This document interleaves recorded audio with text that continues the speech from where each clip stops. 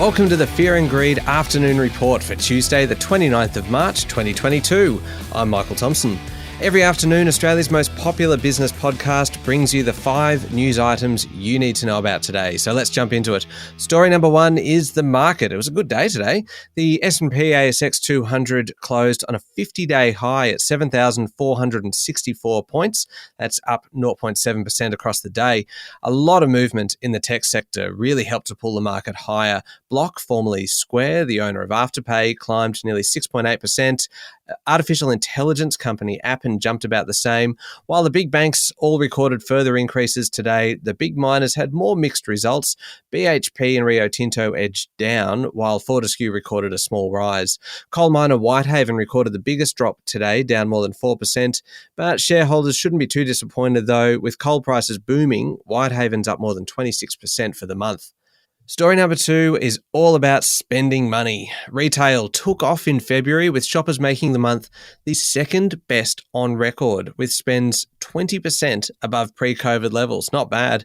Shoppers spent $33 billion in February, up 1.8% over the month and 9.1% over the year.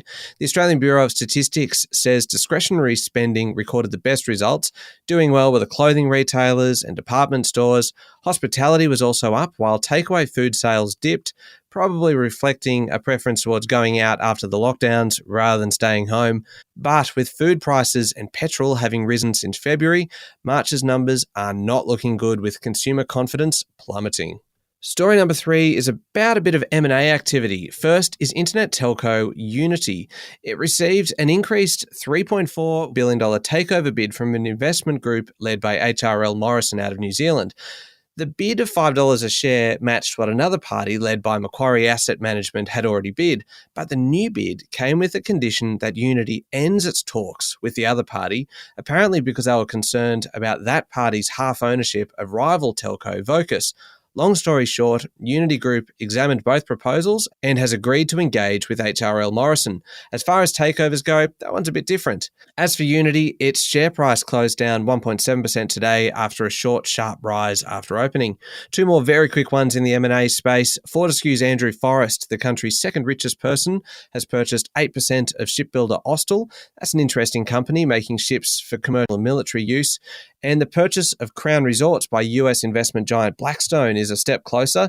After the Foreign Investment Review Board approved the acquisition, it's certainly not a done deal just yet. It still has a few more hoops to jump through, including a big one, shareholder approval, which of course means James Packer. Story number 4 is a somewhat disturbing development in our region. The Solomon Islands is set to sign a new security deal with China, which could see China send police and other assets there. In other words, it gives China a military foothold in the region. As you can imagine, Australia's not happy about it, same with the US and New Zealand. Scott Morrison has apparently been on the phone to other regional leaders trying to rally opposition to the deal, but China says those efforts are doomed to fail. Not good news. Story number 5, of course, is the budget. Now, in case you've forgotten, it is on tonight, so grab some popcorn, settle in for a fantastic 30 minutes of TV viewing from 7:30 p.m. Eastern Daylight Time. And I'm not even joking about that. I reckon I have not missed a budget night speech for about the last 15 years. Temporary cuts in petrol excise, $250 cash payments for about 10 million people, an expansion for the Home Guarantee Scheme, and an $18 billion infrastructure spend are all on the menu. The budget's likely to forecast a jobless rate of just 3.75% for later this year. The good news for everyone there is a tight labour market puts upward pressure on wages and salaries. On the other hand, those increases will drive inflation upwards. So tonight's going to be a bit of a balancing act for Treasurer Josh Frydenberg. We will have all the analysis of the budget for you tomorrow morning with economist Stephen Koukoulas. Don't miss it. That's it for the afternoon report for Tuesday, the 29th of March 2022. Don't forget to hit follow on the podcast and find Fear and Greed on LinkedIn, Twitter and Facebook. Adam Lang and I will be back tomorrow morning for the Wednesday edition of the Fast 5 by Fear and Greed. I'm Michael Thompson. Enjoy your evening.